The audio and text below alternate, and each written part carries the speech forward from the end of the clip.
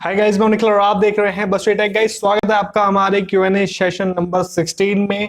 जी हाँ दोस्तों, इसमें हम देंगे आपके सभी सवालों के जवाब जो भी आपने इस Q&A पोस्ट पे किए हुए हैं। लगभग 140 कमेंट्स के समथिंग मेरे पास आ चुके हैं। संडे को मैंने पोस्ट किया था, आज ट्यूसडे है और आज मैं आप लोगों के लिए वीडियो रिकॉर्ड कर रहा हूँ। कुछ इंपॉर्टेंट वर्क की वजह से, टास्क की वजह से मैं आप लोगों के लिए कल वीडियो रिकॉर्ड नहीं कर पाया। तो इस वीडियो में आप सभी के सवालों के जवाब देंगे और कोशिश रहेगी कि आप सभी के सवालों को सही जवाबों से सेटिस्फाई कर पाएं। तो बने रहिएगा हमारे साथ इस पूरे वीडियो के एंड तक, क्योंकि हर आपके सवाल को यहाँ पे पॉइंट आउट करके, शो करके हम यहाँ पे आपके जवाब देने वाले हैं। तो चलिए देरी किस बात की, शुरू कर लेते हैं। यहाँ पे आप देख ही रहे हैं Q&A सेशन है हमारा। यहाँ पे आप अपनी क्वेरी पोस्ट कर सकते हैं। हर महीने में 1 या 2 बार मैं आप लोगों के लिए Q&A सेशन लेकर आता हूँ। कई बार आपकी रिक्वेस्ट पर भी Q&A सेशन बना दिया जाता है। तो चलिए यहाँ पे शुरू कर लेते हैं बिना देरी किए हुए। यहाँ पे सबसे नीचे आ जाते हैं, जिससे कि जो पहले कमेंट आया उसको पहले कंसीडर कर लें हम, ठीक है, आप लोगों के सजेशन के हिसाब से। तो सबसे पहले हमारे पास कमेंट है the classical Prince sir, Jarvis का कोडिंग। देखिए, जार्विस एक बहुत बड़ा सिस्टम है, एक ऑटोमेटेड सिस्टम है। यहाँ पर इसकी की पूरी कोडिंग आपको प्रोवाइड करना एक इम्पॉसिबल टास्क रहेगा। तो बेटर रहेगा कि हम जार्विस के छोटे छोटे प्रोजेक्ट यहाँ पे आप लोगों के लिए क्रिएट करें, आप लोगों के साथ शेयर करें और उन छोटे छोटे प्रोजेक्ट्स को मिलाकर आप एक बड़ा प्रोजेक्ट डेवलप करें, ठीक है। तो जार्विस एक बहुत बड़ा ऑटोमेटेड सिस्टम है जिसमें हम काफी सारी चीजें इंक्लूड कर सकते हैं। आगे चलते हैं। Gaurav Joshi, what is subscribe mode in YouTube. देखिए, सब्सक्राइब मोड के बारे में मैं नहीं जानता कि आप किस सब्सक्राइब मोड की बात कर रहे हैं। अगर आप एक सब्सक्राइबर हैं और आप एज ए सब्सक्राइबर किसी चैनल को देखते हैं तो वो एक सब्सक्राइब मोड हो सकता है मेरी नजर में। बाकी आप अपने सवाल को सही से एलैबोरेट करें तो हो सकता है कि मैं इसमें प्रोसेस कर पाऊं, आपको कुछ जानकारी दे पाऊं। बाकी इस चीज के बारे में मुझे जानकारी नहीं है। आगे बढ़ते हैं। Ayush Patil, how can I check that my PC can give 4K output without 4K monitor. हर पीसी की अपनी अपनी स्पेसिफिकेशन होती है और 4K आउटपुट की अपनी कुछ नीड्स हैं। आप 4K आउटपुट के लिए आप अपने पीसी की स्पेसिफिकेशन या फिर 4K आउटपुट की जो नीडेड स्पेसिफिकेशन है आप उसको गूगल पे सर्च कर सकते हैं। जो भी स्पेसिफिकेशन है, अगर आपका सिस्टम, आपका जो सीपीयू है उन स्पेसिफिकेशन को मीट करता है, फुलफिल करता है, दैट मीन कि आपका जो सिस्टम है, जो पीसी है, वो 4K आउटपुट को प्रोसेस कर सकता है। हाँ, लेकिन अगर आपका मॉनिटर 4K नहीं है तो आपका मॉनिटर अपनी हाईएस्ट जो रेजोल्यूशन है वो ही शो करेगा। 1080p का आपका मॉनिटर है तो 1080p ही शो करेगा। लेकिन अगर आपका सीपीयू इतना एस्टेब्लिश्ड है कि 4K प्रोसेस कर सकता है तो वो प्रोसेस कर सकता है, ठीक है। उसको आप 4K टीवी वगैरह में आप उसको चला सकते हैं, ठीक है। आई होप कि आप समझ गए होंगे। Gaurav Joshi, what is abstract method in Python. देखिए, एब्स्ट्रैक्ट मेथड एक ऐसा मेथड है जिससे हमने डिक्लेयर तो कर दिया है लेकिन हम उसको इंप्लीमेंटेशन के लिए यूज नहीं ले रहे हैं, ठीक है। इसके पीछे काफी लंबी चौड़ी कहानी जिसको मैं आपको प्रोजेक्ट के थ्रू बताऊंगा। एब्स्ट्रैक्ट मेथड क्या होता है, एब्स्ट्रैक्ट क्लास क्या होता है, एक एब्स्ट्रैक्ट क्लास में कितने मेथड यूज किए जाते हैं, ये सब चीजें मैं आपको प्रोजेक्ट के थ्रू बताऊंगा। ये सब चीजें यहाँ पे डिस्क्राइब करना विदाउट एनी प्रोजेक्ट जस्ट हवा में एक तीर फेंकने के हिसाब से होगा। बढ़ते हैं आगे, ठीक है। काफी सारे लंबे सवालों की यहाँ पर लड़ी आ गई है हमारे पास। ट्रिजलिंग tag question sir, okay sir, ये जितनी भी टेम्पररी मेल सर्विसेज हैं, temp mail, email on deck, ये सर ये सभी वेबसाइट कैसे हर वक्त जब भी कोई नया विजिट करता है तभी वेबसाइट कैसे एक नया डिस्पोजेबल ईमेल जनरेट कर देता है। देखिए, ये सब चीजें मैनेज होती है HTTP सेशंस की हेल्प से, ठीक है। यहाँ पे एक सेशंस के अकॉर्डिंग जब भी उस वेबसाइट को कोई विजिट करता है तो एक रैंडम ईमेल जनरेट कर दिया जाता है जिसका आप यूज लेते हैं एक नॉर्मल ईमेल की तरह, ठीक है। और जब आप उस सेशन को क्लोज कर देते हैं तो वो जो ईमेल है, जो वेब एड्रेस है, जो ईमेल एड्रेस है, वो ऑटोमेटिकली डिस्पोज कर दिया जाता है। तो ये इस प्रोसेस पे वर्क करता है। बाकी इसकी कंप्लीट प्रोसेसिंग मैं आपको पीपीटी के थ्रू यहाँ पे समझा दूंगा, ठीक है। नेक्स्ट इज सर, जितनी भी ये क्रैक्ड पैरेटेड सॉफ्टवेयर है उनको सर कैसे क्रैक किया जाता है सर। एंड सर, ये सॉफ्टवेयर के लाइसेंसिंग को कैसे लोग बाईपास करते हैं, सॉफ्टवेयर को क्रैक करते हैं। इसके पीछे काफी सारे मेथड होते हैं। काफी सारे जो सॉफ्टवेयर्स हैं उनका लाइसेंसिंग प्रोसीजर अलग अलग होता है। कुछ सॉफ्टवेयर्स ऐसे होते हैं जो सर्वर साइड स्क्रिप्ट की हेल्प से लाइसेंसिंग किए जाते हैं। कुछ सॉफ्टवेयर ऐसे होते हैं जिनमें एक पर्टिकुलर की आप उसमें असाइन करते हैं, ठीक है। और कुछ सॉफ्टवेयर ऐसे होते हैं जिनमें एक अलग तरीके का आप फाइल देखते हैं जिनको रिप्लेस करके उनको रजिस्टर कर लिया जाता है। तो हर सॉफ्टवेयर का रजिस्टर होने का, लाइसेंस होने का अलग अलग प्रोसीजर है और उन्हीं प्रोसीजर की हेल्प से उनको जो ब्लैक हैट अगर आप हैकर कहें या फिर क्रैकर्स कहें तो उस प्रोसेस से क्रैक करते हैं। लेकिन ये एक जहां पर हम वीडियोस बना रहे हैं ये एक एनवायरमेंट फ्रेंडली एक प्लेटफॉर्म है जहां पर हम इस तरह की चीजें डिस्कस नहीं कर सकते। इनफैक्ट कोई भी डिस्कस करेगा तो उसके साथ किसी न किसी तरह की दिक्कत आएगी। इन शॉर्ट जो जानकारी है जो मैं यहाँ पे आपको दे सकता हूँ ये कि हर सॉफ्टवेयर का अलग प्रोसीजर है लाइसेंस होने का और उसी प्रोसीजर के अकॉर्डिंग उसको क्रैक किया जाता है। इस सॉफ्टवेयर के क्रैक से वायरस को कैसे निकाले? देखो क्रैक मोस्टली आप देखेंगे क्रैक की जो फाइल है वो एक अलग ही फाइल होती है। आजकल मोस्टली एंटीवायरस उन क्रैक को आइडेंटिफाई कर लेते हैं और वो ऑटोमेटिकली डिलीट कर देते हैं आपको अलग से डिलीट करने की जरूरत नहीं पड़ती। लेकिन अगर कोई ऐसा वायरस जो सॉफ्टवेयर में इनबिल्ट उसकी प्रोसेसिंग में ही इंजेक्ट कर दिया गया है तो उसको निकालना नामुमकिन होगा। बेटर रहेगा कि आप उस तरह के सॉफ्टवेयर को यूज ही ना करें। इसलिए आपको क्रैक्ड सॉफ्टवेयर और पायरेटेड सॉफ्टवेयर यूज करने से रोका जाता है, मना किया जाता है। नेक्स्ट सर आप इस मंथ कब हैकिंग कोर्स लॉन्च करेंगे? कोर्स तो मेरा लॉन्च करने का पूरा मूड बना लिया था मैंने, लेकिन इस महीने लगभग 10 से 12 दिन में वीडियो अपलोड नहीं कर पाया just because of one strike. एक कम्युनिटी गाइडलाइन स्ट्राइक आई चैनल पे और 7 दिन के लिए मुझे बैन कर दिया गया और मैं लगभग 10-11 दिन, 4 दिन तो मैं हॉलीडे पे गया हुआ था तो 10-11 दिन में वीडियो अपलोड नहीं कर पाया, जिसकी वजह से मुझे काफी कुछ यहाँ पे देखना पड़ रहा है। तो दैट मीन कि ये जो एनवायरमेंट है या फिर ये जो प्लेटफॉर्म है ये तो सेफ नहीं है हम लोगों के लिए, आप लोगों तक ये चीज इन्फॉर्मेशन प्रोवाइड कराने के लिए। तो ये जब भी कोर्स लॉन्च होगा, मैं जिस भी प्लेटफॉर्म पे लॉन्च करूंगा आप लोगों को इन्फॉर्मेशन दे दी जाएगी उस चीज की। बेसिक टू एडवांस मेरी कोशिश रहेगी आपको हर चीज इन चीजों के बारे में जानने को मिले, कैसे परफॉर्म की जाती है, कैसे बचा जाता है। Next sir please blog SEO के ऊपर वीडियो बनाएं। बिल्कुल, मेरे लेक्चर्स यहाँ पे चल रहे हैं, रिकॉर्ड हो रहे हैं, आपके पास 1 बाय 1 वीडियो यहाँ पे आते जाएंगे। एसईओ के भी कुछ डार्क सीक्रेट हैं जिनको हम इन प्लेटफॉर्म पे कम्युनिटी गाइडलाइन स्ट्राइक की वजह से शेयर नहीं कर पाएंगे, तो उनको लेक्चर्स में इंक्लूड किया जाएगा। सर आप प्लीज एंड्रॉइड ऐप डेवलपमेंट की भी सीरीज स्टार्ट कीजिए। सीरीज तो मैं स्टार्ट कर ही चुका हूं, लेकिन अब हम इस कॉमन प्लेटफॉर्म पे वर्क कर रहे हैं। कभी आपको पाइथन का वीडियो चाहिए होता है, कभी आपको जावास्क्रिप्ट का, कभी सी का, कभी एंड्रॉइड ऐप डेवलपमेंट का, जावा का, सभी वीडियो के प्रोजेक्ट हम यहाँ पे आप लोगों के लिए शेयर करते हैं। तो प्रोजेक्ट मैं यहाँ पे शेयर करता हूँ, लेकिन जो भी हम क्लास लेंगे एक लेक्चर वाइज क्लास में आप लोगों के लिए बना रहा हूँ। हर एक प्रोग्रामिंग जो बेसिक प्रोग्रामिंग लैंग्वेज है, अगर आपको मेरी भाषा पसंद आ रही है, अगर आपको मेरा जो समझाने का तरीका है वो पसंद आ रहा है, तो ये सब चीजें मैं यहाँ पे बना रहा हूँ आप लोगों के लिए। आई होप कि आप लोगों के लिए काफी हेल्पफुल रहेगा। नेक्स्ट सर आजकल व्हाट्सएप एंड सोशल मीडिया पर बहुत ज्यादा फिशिंग अटैक, स्कैम्स ये सब होते रहते हैं। बिल्कुल होते रहते हैं, लेकिन सर कौन सा लिंक फिशिंग का लिंक है एंड कौन सा लिंक अच्छा लिंक है वो तो मैं देखकर समझ जाता हूं, बट सर कई बार लोग फिशिंग लिंक को मास्क लिंक कर देते हैं। नॉर्मल लिंक की तरह जैसे कि google.com लिखा है, बट ओपन हो जाता है फिशिंग लिंक। सर मेरे साथ ये कई बार हो चुका है। सर अगर कभी कोई डेंजरस वेबसाइट का लिंक मास्क करके भेज देते हैं तो सर हम बिना चेक किए समझे वो लिंक रियल है या मास्क्ड है। देखो इस चीज का बचने का तरीका जस्ट मैं आपको सिर्फ यही सजेस्ट करूंगा कि आपका अननोन सोर्सेज से जो भी लिंक आपको आ रहे हैं, अननोन पर्सन से जो लिंक आप आ रहे हैं, जो लिंक आप तक पहुंच रहे हैं, आप उन पे क्लिक करने से बचाएं। ये जरूरी नहीं है जो आपके पास हर चीज आ रही है वो रिलायबल हो, वो जेन्युइन हो। आप उसको यूज करने से बचें, आप उसको यूज ना करें। जस्ट यही मेरा सजेशन होगा। हर लिंक को आप वेरीफाई नहीं कर सकते। कुछ लिंक इस तरीके से भी यहाँ पे क्रिएट कर दिए जाते हैं, कुछ इस तरीके से भी मास्क कर दिए जाते हैं कि आप उसको पहचान ही नहीं सकते। तो बेटर रहेगा कि आप अननोन जो सोर्सेज हैं, जो रिसोर्सेज हैं, उनसे जो लिंक आपके पास आ रहे हैं उनको आप यूज ना करें। यही सबसे एक बेटर तरीका है। ठीक है, जरूरी नहीं है हर लिंक पे जो भी चीज आपके पास आ जाए उसको आप खोल के चेक करें, यही जरूरी नहीं है। आप खुद उस चीज को वेरीफाई करें कि हाँ भाई ये चीज कहाँ से आई है, क्यों आई है, तब उसके बाद आप सेटिस्फाइड रहते हैं, तब आप उस लिंक को विजिट करें। नेक्स्ट सर आप विजुअल स्टूडियो और पाइथन पर और सॉफ्टवेयर बनाएं। और सॉफ्टवेयर बनाएंगे, प्रोजेक्ट तो मैं लाता ही रहूंगा, जैसे जैसे मैं प्रोजेक्ट बनाऊंगा आप लोगों के साथ शेयर करता रहूंगा।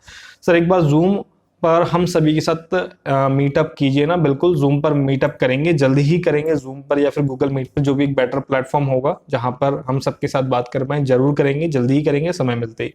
सर ये ओटीपी वेरिफिकेशन टेक्नोलॉजी कैसे काम करता है, कैसे सर ये हर वक्त नया नया ओटीपी जनरेट करके वेरिफिकेशन करता है? देखो हर वक्त ओटीपी जनरेट करना कोई बड़ी बात नहीं है। यहाँ पर भी वही मेथड यूज होता है, HTTP सेशन का यूज होता है। कई आपने ओटीपी ऐसे देखे होंगे जो 30 मिनट तक वैलिड रहता है, ठीक है, वहां पे हम सेशन यूज करते हैं। एक प्रोसेस ऐसा होता है कि हर बार एक नया ओटीपी जनरेट होता है, वहां पे आपका ऑथेंटिकेशन सर्वर वर्क करता है। तो एक ओटीपी जनरेट करना तो इसलिए मुश्किल टास्क नहीं है। जैसे मैं आपको रिसेंटली एक पासवर्ड जनरेटर बताया था HTML की तरह से, HTML का यूज करके। तो ओटीपी भी सेम उसी तरीके से जनरेट किया जाता है। जस्ट यहाँ पे एक नई चीज आती है, ऑथेंटिकेशन सर्वर।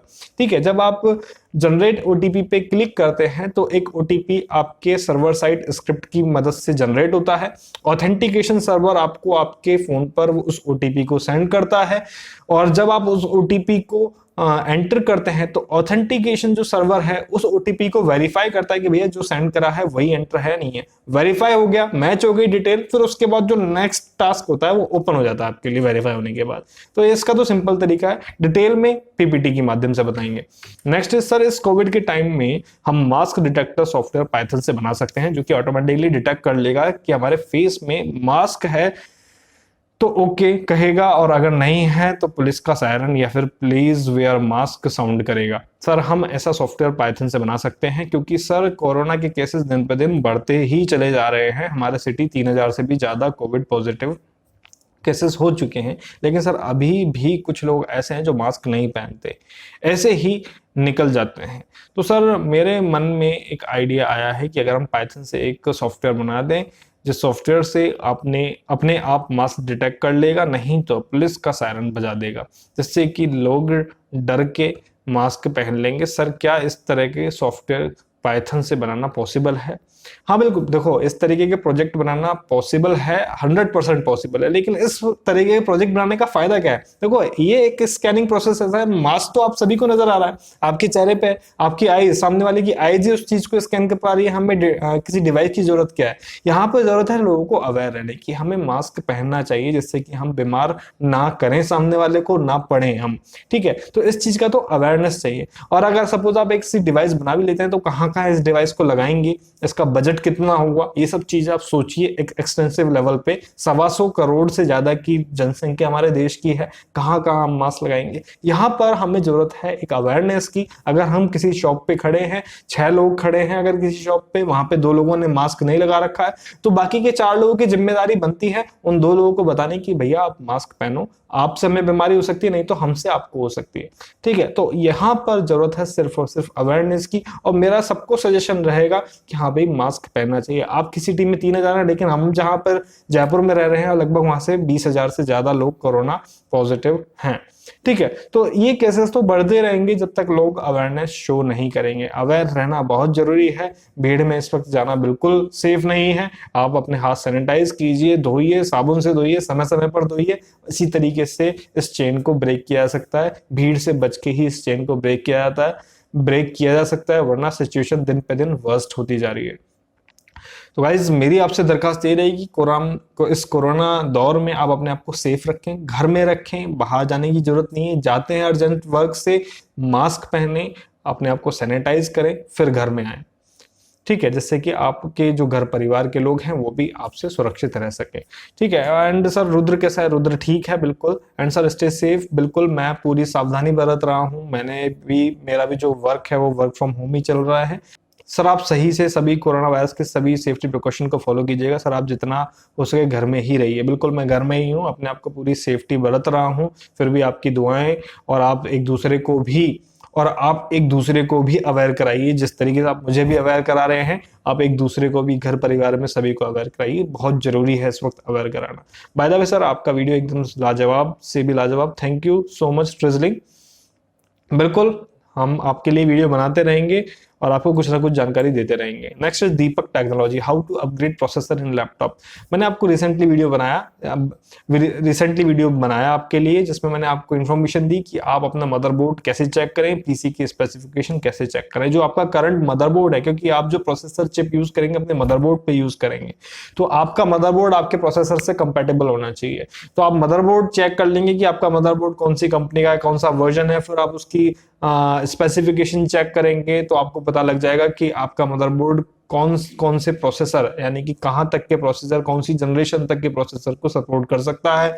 सॉकेट चेक कीजिए, जो सॉकेट नंबर होता है मदरबोर्ड का और प्रोसेसर जो लेना चाहते हैं वो सेम है, फिर आप उसको बाय कर सकते हैं और अपग्रेड कर सकते हैं अपने processor. Next is Aditya Joshi, cracked software और एप्स यूज करना इलीगल है क्या? बिल्कुल इलीगल है। अगर आप किसी चीज को क्रैक कर रहे हैं दैट मीन कि आप उस चीज को चुरा रहे हैं। अगर सपोज आपका एक वाईफाई कनेक्शन है, आपका पड़ोसी और आपके पड़ोसी का पड़ोसी आपके वाईफाई कनेक्शन को चुरा रहे हैं, आपके वाईफाई का भरपूर आनंद उठा रहे हैं और आप उतना आनंद नहीं उठा पा रहे हैं, तो जब जिस दिन आपको पता चलेगा आप उन पर एक्शन लेंगे ही लेंगे। हो सकता है आप उनसे लड़ भी लें या फिर अपना वाईफाई पासवर्ड आप चेंज करेंगे।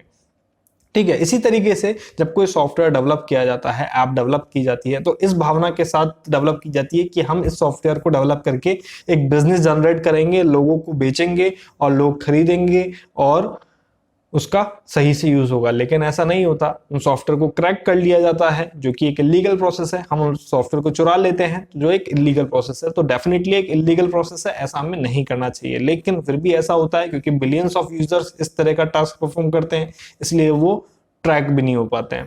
Next is Gaurav Joshi, how to disable hyper V in Windows 10। बहुत आसान है हाइपर वी। आप यहाँ पर सर्च में जाएंगे, टाइप करेंगे विंडोज फीचर्स, ठीक है, turn off Windows features on और ऑफ आएगा, इस पे क्लिक करेंगे, देन यहाँ पे विंडो ओपन होगी और यहाँ पे आपके पास हाइपर वी का ऑप्शन आ जाएगा। इसको आप अनचेक कर देंगे और ओके कर देंगे तो हाइपर वी आपका डिसेबल हो जाएगा। एक आपको बूट सेटअप मेन्यू में भी मिलेगा हाइपर वी, वहां से भी आप डिसेबल कर सकते हैं। Next is Aditya Joshi again, laptop को स्क्रीन गार्ड लगाना चाहिए या नहीं और लैमिनेट करना चाहिए या नहीं। देखो ये डिपेंड करता है कि आप अपने लैपटॉप के प्रति कितना प्यार है आपका, कितना सेंसिटिव है आपके। अगर आप चाहते हैं आपके लैपटॉप की बॉडी पे कोई स्क्रैच ना आए तो आप लैमिनेट करवा सकते हैं। और रही बात स्क्रीन गार्ड की, स्क्रीन गार्ड कुछ पर्सपेक्टिव में आप लगा सकते हैं और आपको लगाना चाहिए। अगर आपकी आईज वीक हैं तो आप स्क्रीन गार्ड यूज करें, लेकिन जो यूज करें वो कंपनी का यूज करें। ऐसा पॉसिबल है कि आप अगर लो क्वालिटी का आप स्क्रीन गार्ड यूज करते हैं तो आपके लैपटॉप की स्क्रीन को डैमेज कर दे। तो आप कंपनी का स्क्रीन गार्ड यूज करें जो आपके लैपटॉप से आने वाली ब्लू रेज को भी एब्जॉर्ब कर ले और आपकी आंखों को इतना नुकसान ना हो। तो आप लैपटॉप स्क्रीन गार्ड यूज कर सकते हैं अगर आपकी चॉइस है तो, ठीक है, आपके लैपटॉप के लिए बुरा नहीं है। हाँ, लेकिन मोस्टली इस तरह की स्क्रीन पे स्क्रीन गार्ड यूज किया जाता है जो कि टच स्क्रीन होते हैं, टच स्क्रीन लैपटॉप्स होते हैं। वो इसलिए कि किसी तरह के हिट से आपकी जो लैपटॉप की स्क्रीन है वो डैमेज ना हो जाए और आप टच का यूज कर पाए प्रॉपर्ली, इसके लिए स्क्रीन गार्ड का यूज किया जाता है। तो ये आपकी चॉइस है, ठीक है, तो आप यूज करना चाहते हैं या नहीं करना चाहते आपकी चॉइस है। लेकिन अगर आप यूज करें तो आप अच्छी कंपनी का या फिर कंपनी से, आप जिस कंपनी का लैपटॉप है उससे आप कंसल्ट कर सकते हैं। कंपनी एसेसरी आपको स्क्रीन गार्ड प्रोवाइड करती है। Gaurav Joshi again, please make video on how to use go dot game engine. Game engine पे हम वीडियो अभी तक बनाया नहीं है लेकिन बनाएंगे। यूनिटी है, गो डॉट आप बता रहे हैं और अनरियल भी है, अनरियल इंजन पे भी बनाएंगे। तो अभी तक हमने बनाया नहीं है गेम इंजन पे, लेकिन क्योंकि गेम इंजन एक लंबा टास्क है इसलिए अभी तक हमने वीडियो नहीं बनाया। एक वीडियो में पॉसिबल नहीं है, कुछ हमें पार्ट्स बनाने पड़ेंगे वीडियो के लिए, लेकिन बनाएंगे जरूर। एक गेम आपको बनाकर सिखाएंगे, बनाना सिखाएंगे, किस तरीके से गेम वर्क करता है, किस तरीके से फिजिक्स गेम में वर्क करती है, तो आपको बताएंगे, और किस तरीके से मॉडल गेम के लिए डिजाइन किया जाता है। Next is Aditya Joshi again, mobile के कैमरा का प्रो मोड यूज करना सिखाओ ना सर प्लीज। बिल्कुल, मोबाइल के कैमरे को यूज करने के काफी सारे तरीके हैं। देखो, इनको आप मैनुअली सेटिंग चेंज करके एक अपने नॉर्मल से कैमरे से आप एक अच्छी फोटो भी खींच सकते हैं। कुछ टिप्स एंड ट्रिक्स मैं आपको देने की कोशिश करूंगा क्योंकि मेरे पास भी एक एवरेज कैमरा ही है और उसी से मैं फोन से ही मैं यहाँ पे आप लोगों के लिए वीडियो रिकॉर्ड करता हूँ और इसी से ही जितनी भी पिक्चर्स वगैरह है यूज करता हूँ। तो मेरे पास भी कोई बहुत अच्छा अपग्रेडेड कैमरा नहीं है, लेकिन फिर भी हम जानते हैं कि हम यहाँ पे स्टूडेंट्स हैं मोस्टली लोग, तो उनके लिए ये कई बार जरूरी हो जाता है कि एवरेज कैमरा से एक बेटर रिजल्ट कैसे लें। तो वो मैं आपको डेफिनेटली कुछ टिप्स एंड ट्रिक्स देने की कोशिश करूंगा।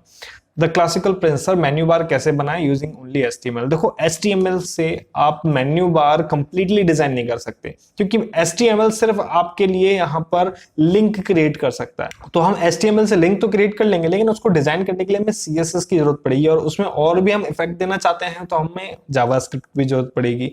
हालांकि अगर आप सिंपलेस्ट फॉर्म में अगर आप मेन्यू बार क्रिएट करना चाह रहे हैं तो आप ड्रीम वेवर का यूज ले सकते हैं, जिसमें आप इजीली मेन्यू बार क्रिएट कर सकते हैं। इसमें आपको कुछ भी लिखने की जरूरत नहीं पड़ेगी, किसी भी तरह की स्क्रिप्ट लिखने की, लैंग्वेज लिखने की जरूरत नहीं पड़ेगी। फिर भी मैं यहाँ पे मेन्यू बार कैसे क्रिएट करते हैं, मेन्यूज कैसे क्रिएट करते हैं, HTML CSS जावास्क्रिप्ट की हेल्प से आप लोगों को बनाकर बताऊंगा definitely. Okay, next is Dattatreya रे। सर सैमसंग स्मार्ट टीवी से अपनी पीसी विंडोज 7 पीसी को रिमोटली कंट्रोल कैसे करें, और सर क्या कोई ऐसी सर्विस होती है जो हमें रिमोट डेस्कटॉप ब्राउजर से फ्री में प्रोवाइड करे?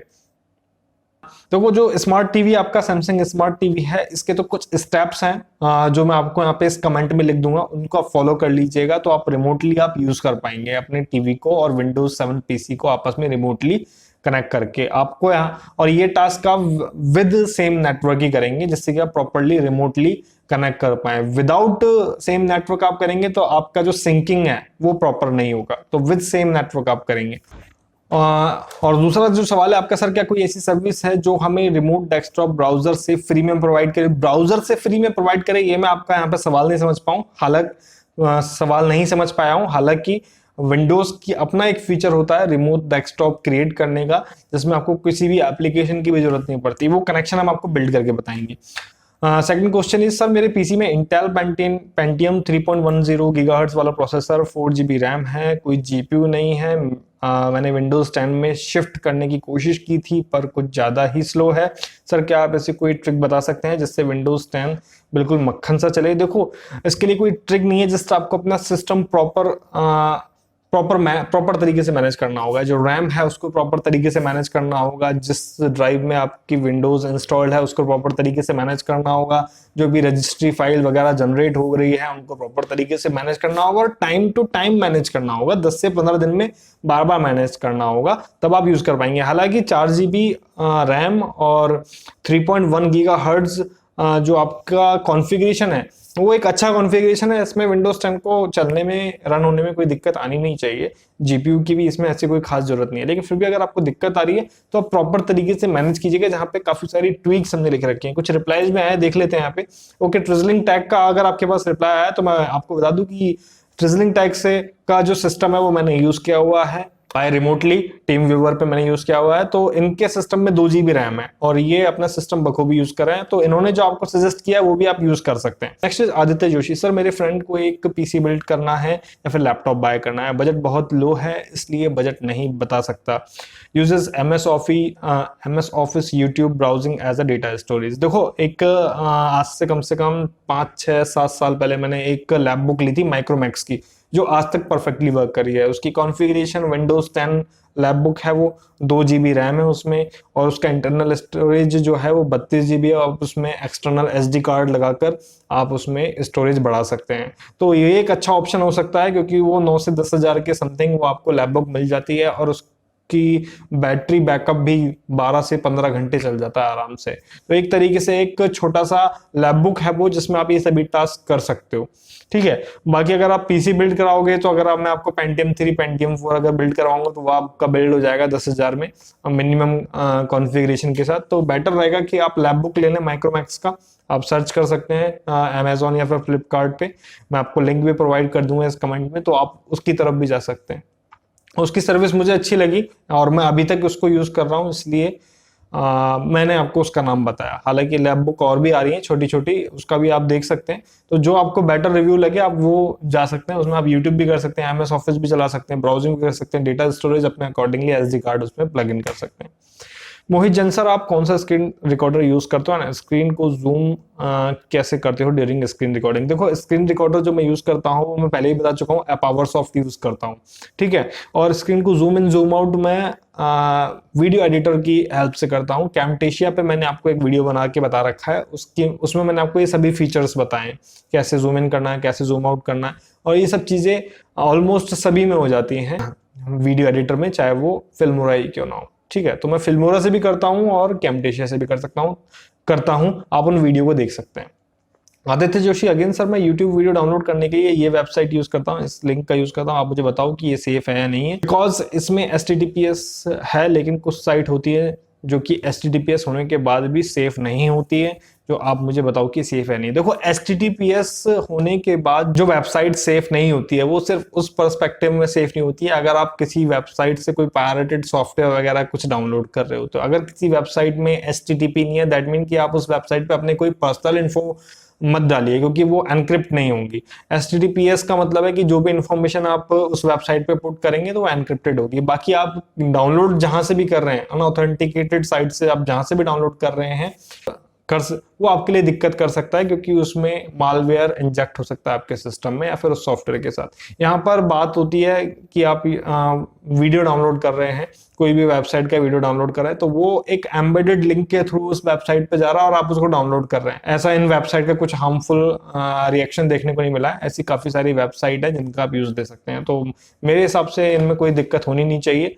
और फिर भी दिक्कत हो तो सिर्फ वेबसाइट का यूआरएल देख के ये नहीं पता लगाया जा सकता कि इसमें दिक्कत है या नहीं है। कुछ वेबसाइट बनी हुई है जहां पे इस वेबसाइट को आप टेस्ट कर सकते हैं, हालांकि उनका जो रिजल्ट है 100% श्योर नहीं कह सकते, लेकिन यहाँ पे सिर्फ एक वीडियो एम्बेड होके जा रहा है, उसको डाउनलोड कर रहे हैं, तो आई डोंट थिंक कि यहाँ पे आपको ज्यादा प्रॉब्लम हो सकती है। Next is Malav Kunj, which screen recorder use? Power soft use करता हूं मैं। कुछ और भी स्क्रीन रिकॉर्डर हैं जो आपके लिए बेस्ट हो सकते हैं, वो मैं आपको टाइम टू टाइम वीडियो के थ्रू अपडेट करता रहूंगा। Next is Gaurav Joshi, sir is Windows 11 officially released? If yes, how to download it? नहीं, विंडोज 11 जैसा कोई भी वर्जन अभी ऑफिशियली रिलीज नहीं हुआ है और ना ही शायद होगा, क्योंकि क्योंकि माइक्रोसॉफ्ट भी अब एप्पल की तरह वर्क करना चाहता है और विंडोज 10 के ही नए नए अपडेट आप लोगों तक पहुंचाता रहेगा। ठीक है, बाकी अभी ऐसा कोई ऑफिशियली अनाउंसमेंट मेरे को तो देखने को नहीं मिला कि विंडोज 11 यहाँ पर रिलीज किया जा रहा है।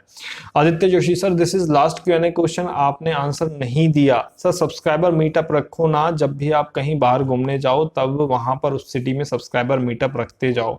मेरी कोशिश रहेगी बिल्कुल, आप लोगों से अब से मैं जहां भी जाया करूंगा वहां पर मैं कम्युनिटी पोस्ट कर दिया करूंगा 10 से 15 दिन पहले, जिससे कि मुझे पता लग जाए कि जहां पर मैं जा रहा हूं उस सिटी में मुझे कौन कौन मिल सकता है। ठीक है, तो इस तरह के काम एक सिस्टम क्रिएट करेंगे। हालांकि अभी तो कोरोना का टाइम चल रहा है, कहीं जाने का कोई सीन नहीं है, तो हम गूगल मीट या फिर जूम पर यहाँ पर ऑनलाइन मीटअप रखेंगे, जिससे कि हम आप लोगों से बातचीत कर पाए, आप लोगों से मिल पाए, तो वो भी एक अच्छा टास्क हो जाएगा। Next is how to use 2 and more programming language in one website, like use Python, Django, PHP and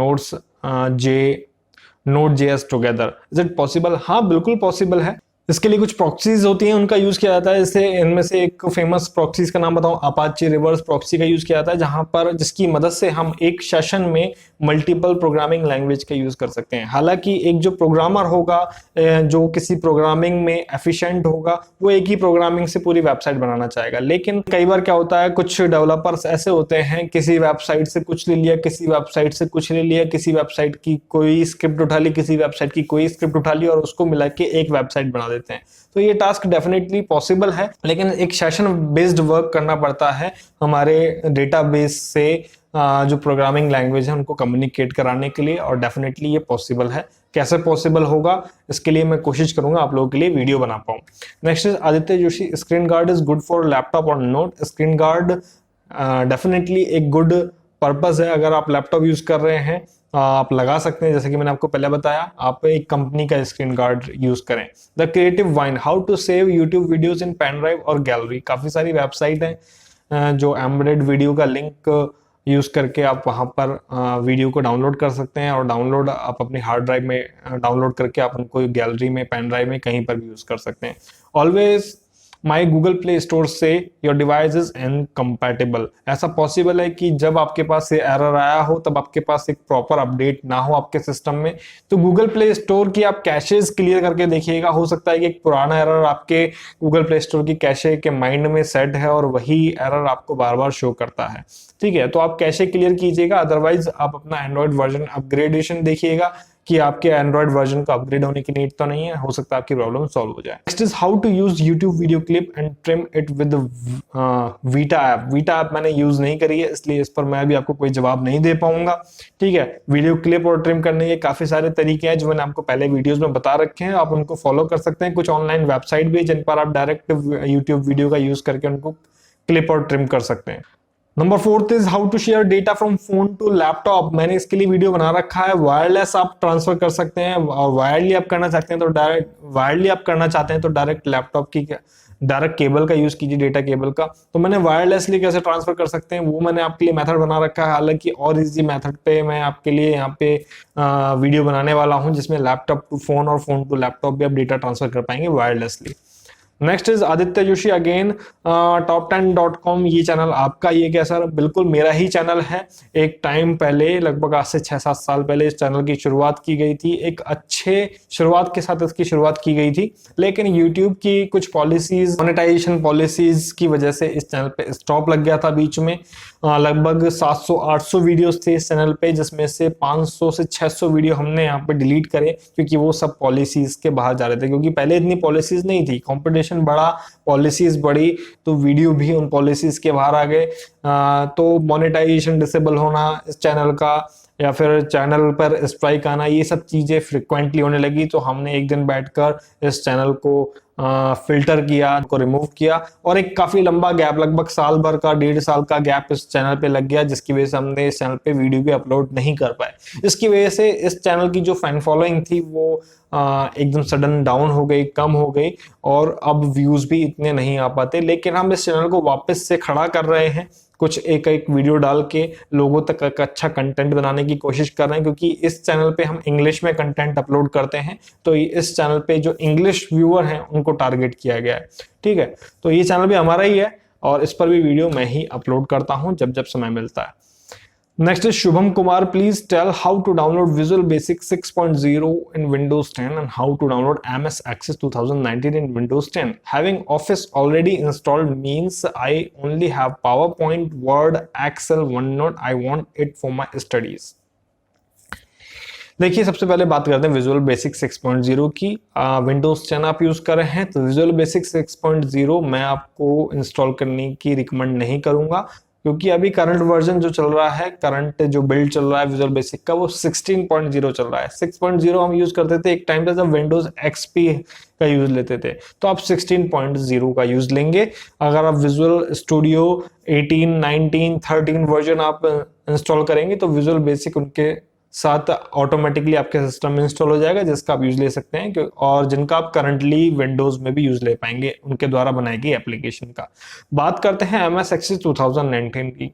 यहाँ पे पॉसिबल है कि जो आप माइक्रोसॉफ्ट ऑफिस यूज ले रहे हैं वो होम वर्जन यूज ले रहे हैं, जिसकी वजह से MS Access 2019 आपके होम वर्जन के साथ नहीं आया है। अगर आप प्रो वर्जन यूज करेंगे माइक्रोसॉफ्ट ऑफिस का तो MS Access भी आएगा, जिसका सेटअप जब आप इंस्टॉल करेंगे तो आपके पास वहां पे कस्टमाइज डाउनलोड का ऑप्शन आएगा, जिसमें आपके पास सभी प्रोडक्ट सिलेक्ट करने का ऑप्शन आता है, चाहे वो वर्ड हो, पावर पॉइंट हो, एक्सेल हो, वन नोट हो, या फिर कोई और। ठीक है, तो आप वहां से सिलेक्ट कर सकते हैं और फिर उनको सिलेक्ट करके डाउनलोड कर सकते हैं। तो होम और प्रो वर्जन का यहाँ पे डिफरेंस हो सकता है, जिसकी वजह से आपके पास यहाँ पे इंस्टॉल नहीं है access. Next is Sachin Bhanushali sir, graphic card details in CMD कैसे चेक कर सकते हैं? यहाँ पे मैं आपको रन कमांड बता देता हूँ। Windows+R दबा के DXDIAG आप टाइप करेंगे, यानी कि डायरेक्ट एक्स टूल आप टाइप करेंगे, और यहाँ पर आपके पास डायरेक्ट एक्स डायग्नोस्टिक टूल यहाँ पे ओपन हो जाएगा। डिस्प्ले में जाएंगे, डिस्प्ले में जो भी इंफॉर्मेशन यहाँ पे आपको शो करेगा वो आपकी ग्राफिक कार्ड की शो करेगा, चाहे वो नेम हो, मैन्युफैक्चरर हो, चिप टाइप हो, DAC टाइप हो, डिवाइस टाइप हो, टोटल मेमोरी कितनी है, डिस्प्ले मेमोरी कितनी है, शेयर्ड मेमोरी कितनी है, ये सब चीजें यहाँ पे आपको शो कर देगा। तो यहाँ से आप अपने ग्राफिक कार्ड की सभी इंफॉर्मेशन पा सकते हैं। आई होप कि आपकी प्रॉब्लम इससे सॉल्व हो जाएगी। Next is software word, visual basic to advance. Visual basic definitely आपको बेसिक टू एडवांस हम लेक्चर के माध्यम से बताएंगे, प्रोजेक्ट हम आपको इस चैनल पे लाते ही रहते हैं। Next is question is booting process explain completely. आपका एक क्वेरी मेरे पास पहले भी आ चुकी है, बूटिंग प्रोसेस कैसे वर्क करता है, इसको डेफिनेटली हम एक्सप्लेन करेंगे एक फ्रेश वीडियो के साथ। नेक्स्ट इज मोबाइल को रूट कैसे करते हैं और कस्टम रोम कैसे इंस्टॉल करें, और कस्टम रोम कहाँ मिलता है डिटेल में बताओ। वैसे मुझे करना नहीं है, बट जस्ट फॉर नॉलेज पूछ रहा हूँ। देखो, मोबाइल को रूट कैसे किया जा सकता है, इसके लिए आपको काफी सारे आर्टिकल पढ़ने को मिल जाएंगे, ठीक है, लेकिन प्रैक्टिकली जो परफॉर्म किया जाएगा टास्क, उसका आप पर अलग ही इफेक्ट पड़ेगा, क्योंकि आपको प्रैक्टिकल चीज होते हुए नजर आएगी, जिसको आप देख सकते हैं। मेरे पास अभी कोई फ्री फोन नहीं है जिसकी वारंटी आगे हो गई हो, ना मेरे पास कोई एक्स्ट्रा फोन नहीं है जिसको मैं आपको रूट करके बता सकूं। हालांकि अगर आपके पास एक कोई एक्स्ट्रा फोन है तो आपको डेफिनेटली उसको रूट करके देखना चाहिए, क्योंकि काफी सारी चीजें आप एक्सप्लोर कर सकते हैं आफ्टर रूटिंग द फोन। तो रूट करने के काफी सारे प्रोसेस यूट्यूब पर भी अवेलेबल है, उनको आप ट्राई कर सकते हैं। मेरे पास कोई फोन नहीं है इसलिए मैं आपको प्रैक्टिकली नॉलेज यहाँ पे नहीं दे सकता। रोम कहाँ मिलता है, काफी सारी वेबसाइट है जहाँ पे आपको कस्टम रोम अवेलेबल मिल जाता है, जहां से आप उन रोम को डाउनलोड कर सकते हैं। कैसे आप डाउनलोड करते हैं, कैसे मिलता है, इसके लिए आपके लिए एक सफिशिएंट एक अलग से वीडियो बना दूंगा और कस्टम रोम के बारे में कुछ एक्स्ट्रा जानकारी भी आपको दे दूंगा कि आपको किस रोम को डाउनलोड करना चाहिए, यूज करना चाहिए। मोबाइल के लिए, हर मोबाइल के लिए प्रोसेस अलग हो सकता है, ठीक है। जो रूटिंग प्रोसेस है वो मोस्टली सेम रहता है, लेकिन कस्टम रोम को इंस्टॉल करने का आपका जो प्रोसेस है वो अलग हो सकता है, क्योंकि हर फोन का जो मेन्यू है, जो बटन्स हैं, वो कुछ ना कुछ उनमें डिफरेंसेस होते ही होते हैं, ठीक है। बढ़ते हैं आगे। Rishi Banoda best recorder for Windows 10। Best recorder, देखिए आपको यहाँ पर बेस्ट की परिभाषा सबके लिए अलग अलग है। मेरा जो यूज करने का तरीका है स्क्रीन रिकॉर्डर को, वो सिर्फ यह है कि मैं स्क्रीन रिकॉर्डर के पर्पज से यूज लेता हूँ, ठीक है। बाकी जो मेरी वॉइस है, जो भी मेरी शक्ल है, वो रिकॉर्ड हो रही है मेरे फोन की कैमरा से। तो यहाँ पे स्क्रीन रिकॉर्डर जस्ट मैं दोनों ही स्क्रीन को, अपनी प्लस जो स्क्रीन है, दोनों को सिंक करके आप लोगों तक प्रस्तुत करता हूँ, आप लोगों तक बताता हूँ। तो यहाँ पे बेस्ट मेरे लिए सफिशिएंट रहता है। पावरसॉफ्ट कुछ और भी बेस्ट स्क्रीन रिकॉर्डर है, ओबीएस भी एक अच्छा स्क्रीन रिकॉर्डर है, लेकिन लाइव स्ट्रीम के लिए ज्यादा अच्छा है। और कुछ सॉफ्टवेयर और हैं जिनके लिए मैं आपके लिए अलग से वीडियो बना दूंगा, जिनको आप यूज कर सकते हैं। बाकी तब तक के लिए आप पावरसॉफ्ट यूज कीजिए, मैं आपको काफी टाइम से बताता आ रहा हूँ, फ्री है, इजी टू यूज है, आपकी सभी रिक्वायरमेंट पूरी करता है। Next is Prabhat Ranjan, how to mirror mobile screen to laptop और पीसी विदाउट इंटरनेट। देखिए स्क्रीन को मिरर करने के लिए आपको इंटरनेट की नीड तो नहीं पड़ती है, और कुछ प्रोसेस मैंने आपको पहले ही बता रखे हैं वीडियोस में, तो आप उनको फॉलो कर सकते हैं। लिंक मैं ढूंढकर इस कमेंट में पोस्ट कर दूंगा, आप उनको देख लीजिएगा। आपकी वीडियो बहुत ही अच्छी होती है, make more videos. Thank you Prabhat, thank you so much आपके प्यार और सपोर्ट के लिए। आई होप कि जो वीडियोस हैं वो आपको किसी न किसी तरीके से हेल्प करते रहते हैं। Next is Sachin Bhanushali, sir server से रिलेटेड वीडियो कब मिलेंगे। सर्वर से रिलेटेड बहुत लंबे टॉपिक्स हैं, बहुत सारे टॉपिक्स हैं। आप मुझे बताइए कि आपको किस टॉपिक पे वीडियो चाहिए, तो वो जल्द से जल्द प्रोसेस करने की कोशिश करेंगे। अदरवाइज सर्वर से रिलेटेड वीडियो पे एक अलग प्लेलिस्ट हम बनाएंगे, जिसमें आपको सर्वर से रिलेटेड वीडियो की, जिससे हम आपको सर्वर से रिलेटेड जानकारी देंगे। Next is Himanshu Yadav, sir जब मैं विंडोज 10 का बैकअप ले रहा हूं सिस्टम इमेज से, तो सर उसमें जब स्टोरेज के लिए डिवाइस सेलेक्ट करते हैं तो पेन ड्राइव सेलेक्ट नहीं होती। एनटीएफएस से फॉर्मेट भी कर लिया सर, फिर भी एरर आता है, कोई सॉल्यूशन बता दो सर प्लीज। इसके लिए जो आप विंडोज 10 का जो बैकअप ले रहे हो, जो सिस्टम इमेज का बैकअप ले रहे हो, वो पेन ड्राइव की जगह एक्सटर्नल हार्ड डिस्क में लो। जो विंडोज है, जो माइक्रोसॉफ्ट विंडोज है, ये रिकमेंड नहीं करता कि जो बैकअप या फिर सिस्टम इमेज है वो आप पेन ड्राइव में बनाएं। तो आपके पास कोई एक्सटर्नल हार्ड डिस्क हो तो आप उसमें ले सकते हैं, अदरवाइज आप किसी अदर पार्टीशन में जो विंडोज का जो बैकअप है वो स्टोर कर सकते हैं। अदरवाइज अगर आप यूएसबी में स्टोर करना चाहते हैं तो यूएसबी में पार्टीशन बना के फिर आप यूएसबी प्लग इन करके फिर आप ट्राई कर सकते हैं। अदरवाइज यूएसबी को रिकमेंड नहीं करता है, यूएसबी को प्रेफर नहीं करता है, इसलिए यूएसबी शो नहीं करता है, चाहे आप उसको एनटीएफएस से फॉर्मेट कर दें। तो बेटर रहेगा कि आप एक्सटर्नल हार्ड ड्राइव का यूज लें इस प्रोसेस को फॉलो करने के लिए। Next is Aditya Joshi, lamination is good for laptop और नॉट, डिटेल में बताओ। जवाब मैं दे चुका हूं आपको। Aditya Joshi again, non Android TV में हॉटस्टार वीआईपी कैसे यूज करें। मैं क्रैक वर्जन की बात नहीं कर रहा हूं। एलईडी टीवी और एचडीएमआई, एलईडी टीवी है, एचडीएमआई और यूएसबी पोर्ट भी है, बिल्कुल आप कर सकते हैं। नॉन एंड्रॉइड टीवी में आजकल आपके पास काफी सारी फैसिलिटी है कि आप उसको as a Android TV use कर सकते हैं। आप एमआई बॉक्स का यूज ले सकते हैं, आप fire stick, Amazon fire stick का यूज ले सकते हैं, काफी सारी चीजें हैं। मेरे पास भी जो 2 टीवी है वो नॉन एंड्रॉइड टीवी है, लेकिन मैं उनको as a Android TV, Mi box भी है मेरे पास और फायर स्टिक भी है, तो आप एमआई बॉक्स का यूज ले सकते हैं, जिसके जो फीचर्स हैं वो ज्यादा यूजर फ्रेंडली हैं, ठीक है।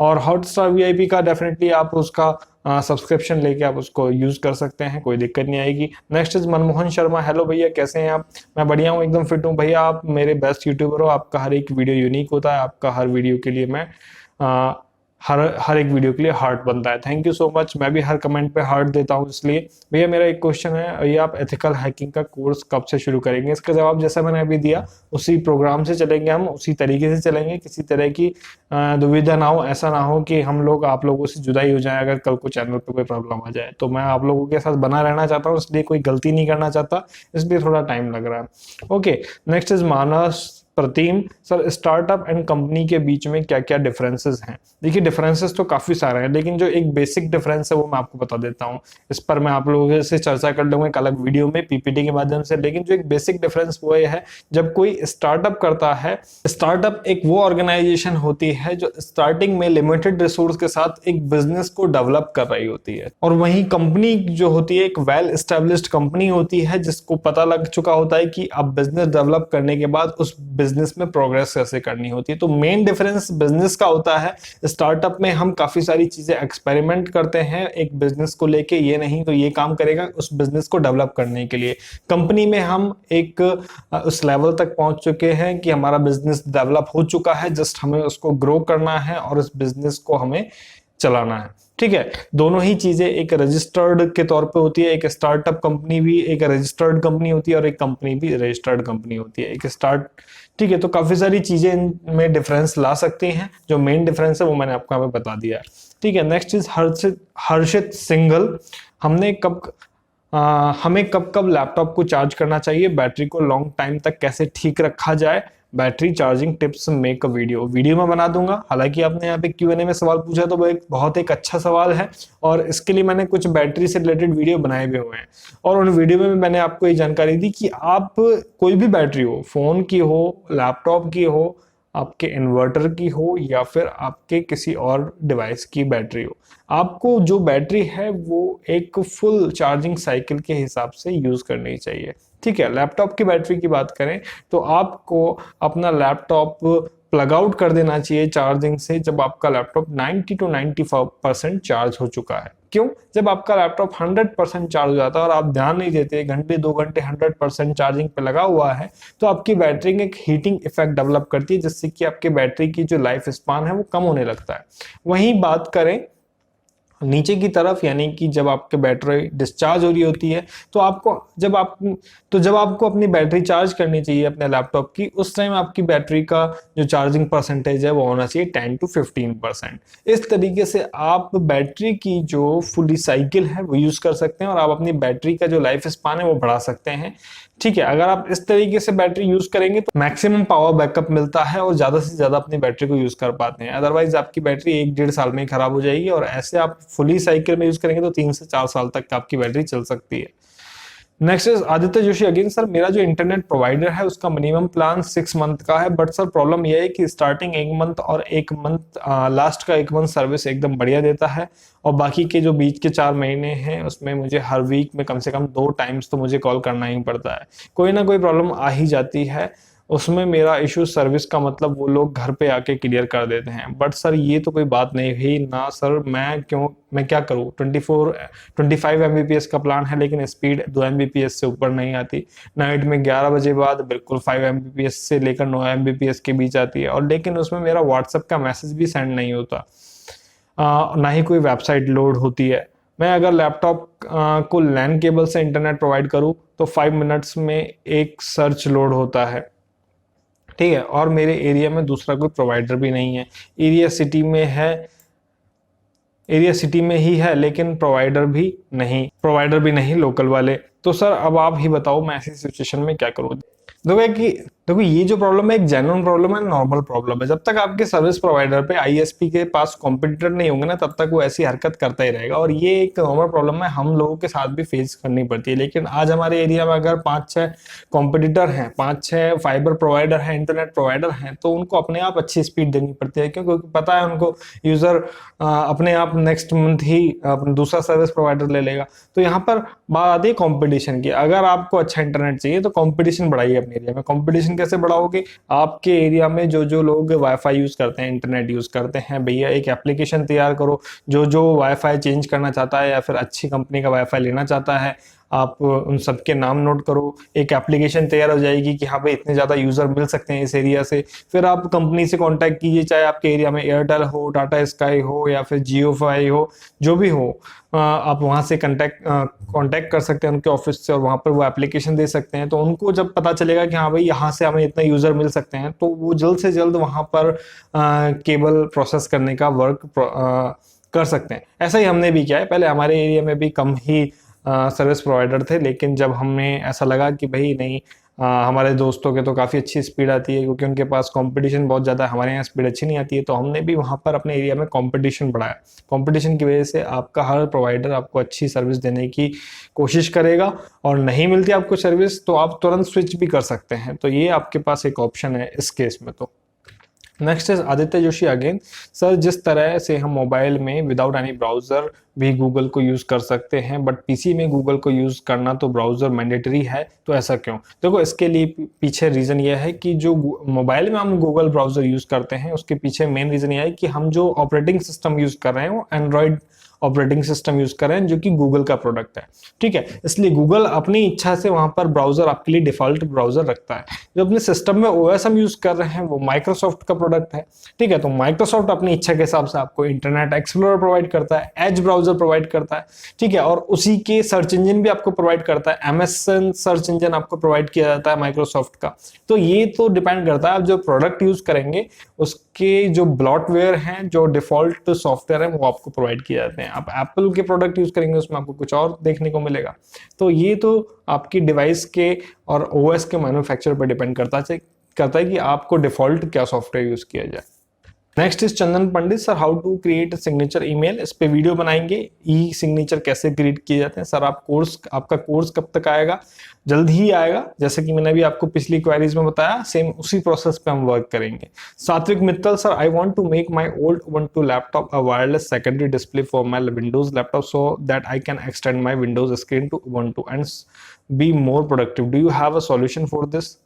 जहां तक मेरा आइडिया है, आप कर तो सकते हैं डेफिनेटली एक्सटेंड। इसके लिए आपको लैपटॉप में जो प्रोजेक्टिंग टू दिस पीसी की जो सेटिंग है वो अनेबल करनी होगी, और साथ ही साथ एक ही नेटवर्क में आपको अपने दोनों लैपटॉप्स को कनेक्ट करना होगा। मैं आपको आपके इस क्वेरी पे कुछ स्टेप्स लिख के दूंगा, आप उनको ट्राई कीजिएगा। आई होप कि आपकी प्रॉब्लम यहाँ पे सॉल्व हो जाएगी और आप ऐसा कर सकते हैं। And sir, what is the difference between scripting and programming language, please explain in detail. Explain in detail तो मैं आपको वीडियो में बताऊंगा, एक बेसिक आपको इन्फॉर्मेशन दे देता हूँ यहाँ पे। प्रोग्रामिंग लैंग्वेज जो हम यहाँ पे यूज करते हैं, उसके लिए हम कंपाइलर का यूज लेते हैं, यानी कि हम कोई लैंग्वेज लिख रहे हैं, उस लैंग्वेज को कंपाइल किया जाएगा मशीन को समझाने के लिए। ठीक है, वहीं स्क्रिप्ट क्या होता है? स्क्रिप्ट एक प्रोग्रामिंग लैंग्वेज का पार्ट ही है, जिसमें हम डायरेक्ट चेंजेस करके डायरेक्ट आउटपुट ले सकते हैं। इसमें हमें किसी कंपाइलर की जरूरत नहीं है, जैसे जावास्क्रिप्ट हो गया। और लास्ट जैसे वीडियो में मैंने आपको अभी जो डायनो वाला गेम था ब्राउजर का, उसमें हमने जो स्क्रिप्ट यूज की वो जावास्क्रिप्ट यूज की। हमने डायरेक्ट स्क्रिप्ट में चेंज करके गेम का जो बेसिक नेचर है हमने उसमें चेंज कर दिया। तो हमें वहां पर कुछ भी कंपाइल करने की जरूरत नहीं पड़ी। तो स्क्रिप्ट और प्रोग्रामिंग लैंग्वेज में जो मेन डिफरेंस है वो कंपाइलिंग का है। हमें स्क्रिप्ट में कंपाइलिंग की जरूरत नहीं पड़ती, प्रोग्रामिंग लैंग्वेज में कंपाइल करने की जरूरत पड़ती है। Next is screen finder, which is the best editor, screen और ऑडियो रिकॉर्डर। डिपेंड करता है आप पर। मेरे लिए जो बेस्ट है, मैं फिल्मोरा यूज कर रहा हूँ editor, video editor.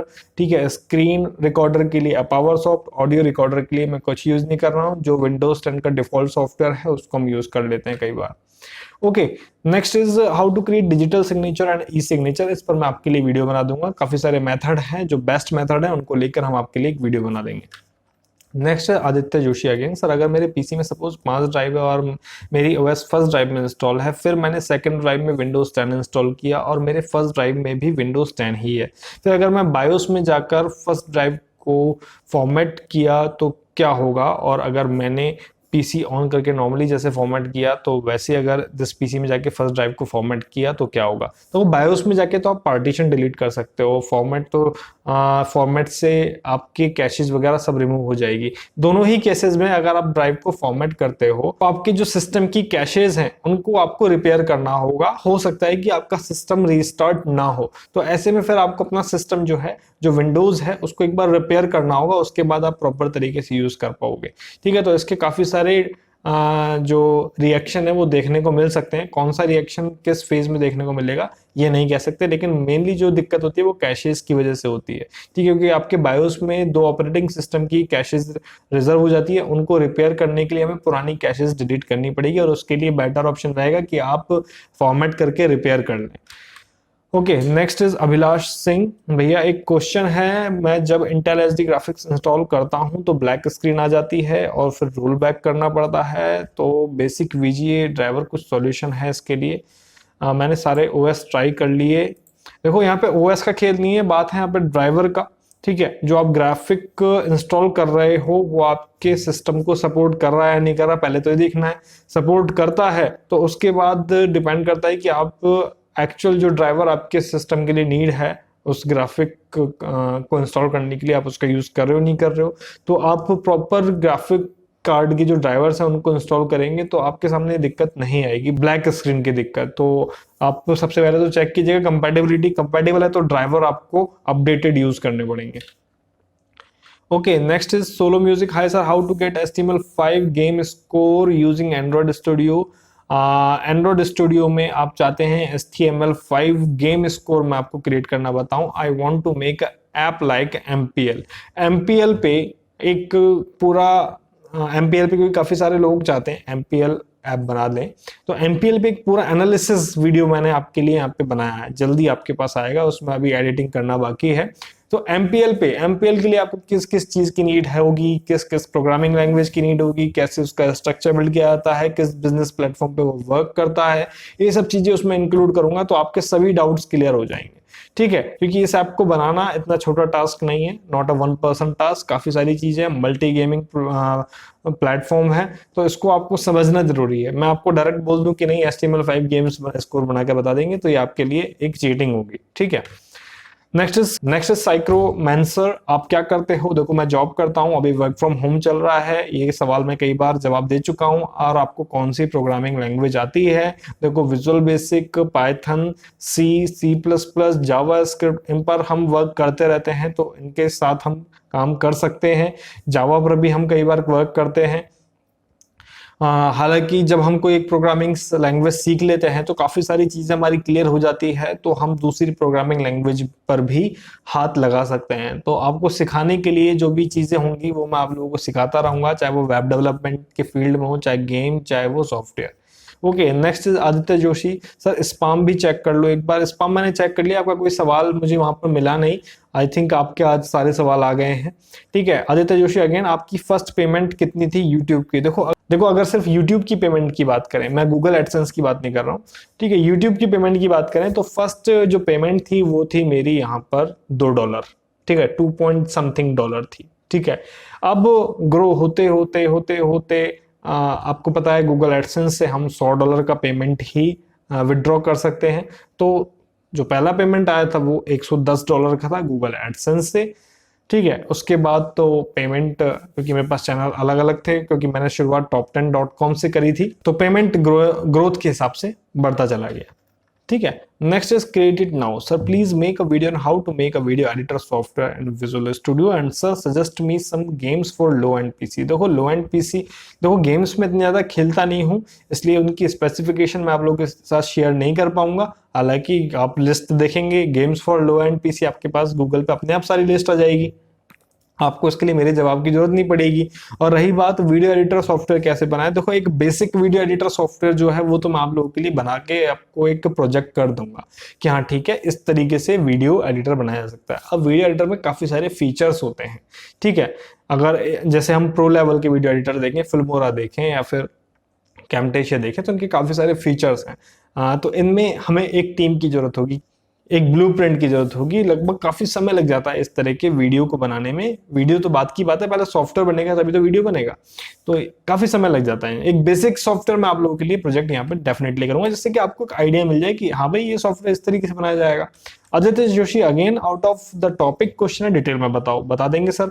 What is the difference between need of things for life and need of things for happiness? बहुत ही अच्छा सवाल है। देखो बहुत शॉर्ट में मैं आपको बताऊंगा, डिटेल की जरूरत नहीं पड़ेगी। Need of things for life की बात करते हैं। आपको अपनी लाइफ में जिन चीजों की जरूरत है वो है सबसे पहला एम, और उसके लिए आपको चाहिए मोटिवेशन। ठीक है, एम को अचीव करने के लिए चाहिए मोटिवेशन। इन दो चीजों की आपको बेसिकली जरूरत होनी चाहिए लाइफ में, और यही मेन नीड होती है लाइफ की। ठीक है, इसके अलावा माँ बाप का आशीर्वाद और भगवान का आपके साथ सपोर्ट, यही चीजों की जरूरत होती है और किसी चीज की जरूरत नहीं है। मतलब आपकी लाइफ में आपकी लाइफ के लिए एक एम जरूर होना चाहिए, और उस एम तक पहुंचने के लिए मोटिवेटेड आपको टाइम टू टाइम होते रहना चाहिए। अब चलते हैं दूसरी चीज की तरफ, need of things for happiness. Happiness आदमी को कब होती है? जब सेटिस्फेक्शन होता है। तो need of things for life motivation, second thing need of things for happiness satisfaction. ठीक है, अगर आपने जो किया है, आपने मेहनत करी है, आपको रिजल्ट भले ही फेल मिला है, लेकिन आपको पता है कि भाई आपकी मेहनत में कमी है, आप सेटिस्फाइड हो, तो आप हैप्पी रहोगे। अगर आप अपनी मेहनत नहीं कर रहे, आपको रिजल्ट नहीं मिल रहा आपके अकॉर्डिंग, तो दैट मीन आपको सेटिस्फेक्शन नहीं है, तो हैप्पी नहीं रहोगे। तो आप जो कर रहे हो पूरी शिद्दत के साथ करो, तो वो आपकी लाइफ की नीड है, लेकिन आपको उस चीज का सेटिस्फेक्शन है, तो वो आपकी लाइफ का हैप्पीनेस है। ठीक है, आई होप कि आपको समझ में आ गया होगा। बढ़ते हैं आगे। तो ये था एक फिलोसफी का क्वेश्चन, आई होप कि आपके समझ में आ गया होगा। मैं अपनी लाइफ को इसी तरीके से जीने की कोशिश करता हूं कि जो मैं कर रहा हूं अपने एम के लिए करूं और उसके लिए मोटिवेटेड रहूं और उसके लिए सेटिस्फाइड भी रहूं, जिससे कि हैप्पी भी रह सकूं और अपनी नीड को पूरा भी कर सकूं। सूर्यान गोलानी, नेक्स्ट सर आप किस सॉफ्टवेयर से ऑडियो रिकॉर्ड यूज करते हैं? ऑडियो तो रिकॉर्ड में किसी से भी कर लेता हूँ। विंडोज 10 का जो ऑडियो रिकॉर्डर सॉफ्टवेयर है उससे भी हम रिकॉर्ड कर लेते हैं, कोई दिक्कत नहीं है। एप्स है फोन में, डॉल्बी ऐप है, कुछ ऑडियो रिकॉर्डर ऐप हैं, उनका आप यूज ले सकते हैं अच्छी रिकॉर्डिंग के लिए। वीडियो किस तरह सॉफ्टवेयर एडिट करते हैं वो मैंने आपको एक वीडियो बनाया था, कैमटेशिया का यूज करके पूरा आपको बताया था डिटेल में पूरा प्रोसेस। सर आपके पहले की वीडियो की थंबनेल में आपका कार्टून जैसा कैरेक्टर लगा रहता था, वो आप किससे बनाते थे? अवतारीफाई नाम से एक ऐप है, उससे मैंने वो अवतार क्रिएट करा था। अवतार नाम से जो भी आपको ऐप मिले आप उसको ट्राई कर सकते हैं। Next is मैनक Panda, hi sir please bat scripting की सीरीज बनाइए 0 to एडवांस लेवल और बीच बीच में टेक्निकल वीडियो अब जैसे अपलोड करते हो, प्लीज सर, हम लोगों के लिए बहुत हेल्पफुल होगा। बिल्कुल मैनक, मैंने आपके लिए काफी सारे बैट स्क्रिप्टिंग के वीडियोस यहाँ पे बनाए हैं। 0 to एडवांस हम लेक्चर वाइज ही अब चलेंगे, ठीक है। यहाँ पर तो मैं आपको लिए प्रोजेक्ट ही बनाता हूँ, जिससे कि आपको आइडिया लग जाए कि हाँ भाई ये स्क्रिप्ट इस तरीके से वर्क करती है। और डेफिनेटली आपको अगर वीडियो पसंद आ रहे हैं तो हम वीडियो बनाते रहेंगे। 650 के समथिंग हम वीडियो कर चुके हैं, आप लोगों के सपोर्ट से 1000 वीडियो इसी साल हम पूरे करेंगे आप लोगों के सपोर्ट से, ठीक है। नेक्स्ट इज कोडिंग ड्रिफ्ट, हाँ आप और आपकी फैमिली में सब कैसे हैं? सेफ रहिएगा, सारे प्रिकॉशन लेते रहना। And about your work, you are really doing a great job, I am your oldest subscriber, my name is Aman Patel and you replied so many questions of mine, thank you so much Aman. आपके इस प्यार और support के लिए बहुत बहुत धन्यवाद। आप सभी का प्यार इसी तरीके से बना रहे और आप लोगों का इसी तरीके से सपोर्ट बना रहेगा तो हम वीडियो अपलोड करते रहेंगे, आप लोगों के लिए इंफॉर्मेशनल वीडियो अपलोड करते रहेंगे। आप मेरे ओल्डेस्ट सब्सक्राइबर हैं, ये जानकर मुझे काफी अच्छा लगा। कमेंट करने के लिए बहुत बहुत धन्यवाद, बहुत बहुत शुक्रिया। तो यहाँ पर हमारे कमेंट्स भी पूरे होते हैं, हमने सभी क्वेरीज यहाँ पे ले ली है। चलिए बहुत बहुत शुक्रिया आप सभी का, आप सभी ने यहाँ पर कमेंट किया और इसी तरीके से इस Q&A सेशन को सक्सेसफुल बनाते जाइए, क्योंकि भले ही कोई दिक्कत नहीं है, भले ही हमारे Q&A पे 140 कमेंट आए हैं, 500-600 व्यूज के समथिंग आएंगे, कोई दिक्कत नहीं, वीडियो मैं आप लोगों के लिए बनाऊंगा, चले भले ही कम व्यूज आए, लेकिन एक्चुअल में Q&A का जो मेन पर्पज है वो है आप लोगों से रूबरू होना, आपकी क्वेरीज से रूबरू होना। सिर्फ वीडियो बनाते रहना, आप लोगों की क्वेरीज नहीं लेना, ये मुझे गवारा नहीं है और इस तरीके से मैं वेब वर्क नहीं करना चाहता। Q&A में आने में कई बार लेट हो जाता है, आप लोग कमेंट करते हो, 4-5 बार कमेंट करते हो सर Q&A बनाओ, तो मैं यहाँ पे पोस्ट कर भी देता हूँ। Q&A को फॉलो करने के लिए, Q&A पे अपने क्वेश्चन डालने के लिए आप मेरा community tab time to time visit करते रहिए कीजिए, जिससे कि आप भी इस Q&A सेशन में शामिल हो पाएं और अपने सवाल डाल पाएं। चलिए मिलते हैं आपसे नेक्स्ट वीडियो में नई जानकारी के साथ, तब तक के लिए बने रहेगा हमारे साथ। धन्यवाद, जय हिंद।